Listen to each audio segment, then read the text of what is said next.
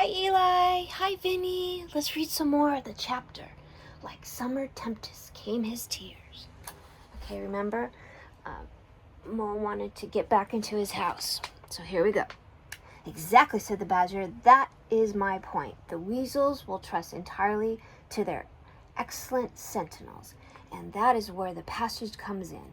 That very useful tunnel leads right up under the butler's pantry, next to the dining hall. Aha! That squeaky board in the butler's pantry, said the toad. Now I understand it. We shall creep out quietly into the butler's pantry, cried the mole. And with our pistols and swords and sticks, shouted the rat. And push it upon them, said the badger. And whack 'em, and whack 'em, and whack 'em, cried the toad in ecstasy, running around and round the room, jumping over the chairs. Very well, then, said the badger, resuming his usual dry manner. Our plan is settled, and there's nothing more for you to argue or squabble about. So, as it's getting very late, all of you go right off to bed at once. We will make all the necessary arrangements in the course of the morning, tomorrow. Toad, of course, went off to bed dutiful with the rest. He knew better than to to refuse. Though he had a feeling much too excited to sleep. But he had a long day with many events crowded into it, and sheets and blankets were very friendly and comfortable things, after plain straw and not too much of it, spread on the stone floor of the draughty cell, and his head had not seen the seconds of his pillow before he was snoring happily. Naturally, he dreamt a good deal about roads that ran away from him just when he wanted them, and canals that chased him and caught him, and a barge that sailed into the banquet hall with his week's washing, just as he was giving a dinner party, and he was alone in the secret passage, pushing onwards. But it was twisted and turned round and shook itself, and he sat up on its end. Yet somehow, at the last, he found himself back in the Toad Hall, safe and triumphant, with all his friends gathered round about him, earnestly assuring him that he really was a clever toad. He slept till a late hour next morning, and by the time he got down he found that the other animals had finished their breakfast some time before. The mole had slipped off somewhere by himself without telling anyone where he was going. The badger sat in the armchair reading the paper and not concerning himself to the slightest about what was going to happen that very evening. The rat, on the other hand, was running around the room busily, with his arms full of weapons of every kind, redistributing them to the 4 little heaps on the floor, and saying excitedly under his breath as he ran, "Here's a sword for the rat, here's a sword for the mole, here's a sword for the toad, here's a sword for the badger, here's a pistol for the rat, here's a pistol for the mole, here's a pistol for the toad, here's a pistol for the badger," and so on, in a regular rhythmic way, while the 4 little heaps gradually grew and grew. "That's all very well, Rat," said the badger, presently looking at the busy little animal over the edge of his newspaper. "I'm not blaming you, but just let us once get past the stouts, with their detestable guns of theirs, and I assure you we shan't want any swords or pistols. We 4, with our sticks, once we're inside the dining hall, why, we shall clear the floor of all the lot of them in 5 minutes. I'd have done the whole thing by myself, only I didn't want to deprive you fellows of all the fun." "It's all well to be safe side," said the rat reflectively, polishing a pistol barrel on his sleeve and looking along it. The toad, having finished his breakfast, picked up a stout stick and swung it vigorously, belaboring imaginary animals. "I'll learn 'em to steal my house," he cried. I'll learn 'em. "Don't say learn 'em, Toad," said the rat, greatly shocked. "It's not good English." "What are you always nagging at Toad for?" inquired the badger rather peevishly. "What's the matter with his English? It's the same what I've used myself, and it's good enough for me, it ought to be good enough for you." "I'm very sorry," said the rat humbly, "only I think it ought to be teach 'em, not learn 'em." "But we don't want to teach 'em," replied the badger. We want 'em to learn 'em, learn 'em, learn 'em, and what's more, we're going to do it too." "Oh, very well, have it your own way," said the rat. He was getting rather muddled about it himself, and presently retired into a corner where he could be heard muttering, "Learn 'em, teach 'em, learn 'em," till the badger told him rather sharply to leave off. Presently the mole came tumbling into the room, evidently very pleased with himself. "I've been having such fun," he began at once. "I've been getting a rise out of the stouts." "I hope you've been very careful, Mole," said the rat anxiously. "I hope so too," said the mole confidently. "I got an idea when I went into the kitchen to see about Toad's breakfast being kept hot for him.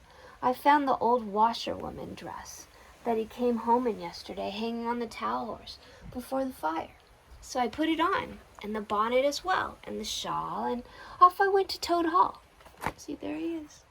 You can see the mole's little nose. The sentries were at the lookout, of course, with their guns and their "Who comes there?" and all that rest of that nonsense. "Good morning, gentlemen," says I, very respectfully. "Want any washing done today?" They looked at me very proud and stiff and haughty, and said, "Go away, washerwoman, we don't have any washing on duty." Or, "Any other time," says I. Ho, ho, ho, wasn't I funny, Toad? "Poor frivolous animal," said Toad very loftily. The fact is, he felt exceedingly jealous of Mole for what he had just done. It was exactly what he would have liked to have done himself, if only he thought of it first, and hadn't gone and overslept himself. "Some of the stouts turned quite pink," continued the mole, "and the sergeant in charge, he said to me very short, he said, 'Now run away, my good woman, run away. Don't keep my men idling and talking on their posts. Run away.' Says I, 'It won't be me that'll be running away in a very short time from now.' 'Oh, holy moly, how could you?' said the rat, dismayed. The badger laid down his paper. 'I could see them picking up their ears and looking at each other,' went on the mole, and the sergeant said to them, 'Never mind her, she doesn't know what she's talking about.' 'Oh, don't I?' said I. 'Well, let me tell you this. My daughter, she washes for Mr. Badger, and I'll show you whether I know what I'm talking about, and you'll know pretty soon, too. 100 bloodthirsty badgers armed with rifles are going to attack Toad Hole this very night by way of the paddock. 6 boats of rats with pistols and cutlashes will come up the river and effect a landing in the garden, while a picked tooth of toads, known as the diehards or the death of glory toads, will storm the orchard and carry everything before them, yelling for vengeance. There won't be much left of you to wash by the time they're done with you, unless you clear out while you have the chance.' Then I ran away, and when I got out of sight I hid, and presently I came creeping back along the ditch and took a peep at them through the ledge. They were all nervous and flustered as could be, running all ways at once, and falling over each other, and everyone giving orders to everybody else and not listening, and the sergeant kept sending off parties of stouts to distant parts of grounds, and then sending other fellows to fetch 'em back again. And I heard them say to each other, 'That's just like the weasels. They're to stop comfortably in the banqueting hall and have feasting and toasts and songs and all sorts of fun, while we must stay on guard in the cold and dark, and the inn be cut to pieces by bloodthirsty badgers.'" "Oh, you silly-ass mole," cried the toad. "You've been and spoilt everything." "Mole," said the badger in his dry, quiet way, "I perceive you have more sense in your little finger than some other little animals have in the whole of their fat bodies. You have managed excellently, and I begin to give great hope for you. Good mole, clever mole." The toad was simply wild with jealousy, more especially as he couldn't make out for the life of him what the mole had done that was so particularly clever. But, fortunately for him, before he could show temper or expose himself to the badger's sarcasm, the bell rang for lunch.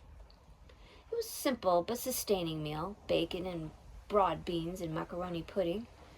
And when they were quite done, the badger settled himself into an armchair and said, "Well, we've got our work cut out for us tonight, and we'll probably be pretty late before we've quite through with it. So I'm just going to take 40 winks while I can. And he drew a handkerchief over his face and was soon snoring. The anxious and laborious rat at once resumed his preparations and started running between his four little heaps, muttering, "Here's a belt for rat, here's a belt for mole, here's a belt for toad, here's a belt for badger," and so on, with every fresh accoutrement he produced, to which he seemed really no end. So the mole drew his arm through Toad's, led him into the open air, shoved him into a wicker chair, and made him tell him all his adventures from beginning to end, which Toad was only more than willing to do. The mole was a good listener, and Toad, with no one to check his statements or to criticize in an unfriendly spirit, rather let himself go. Indeed, much that he related belonged more properly to the category of what might have happened had I only thought of it in time instead of 10 minutes afterwards. Those are always the best and the raciest adventures, and why should they not be truly ours, as much as the somewhat inadequate things that really come off? All right, tomorrow we'll start chapter 12, my love. I love you.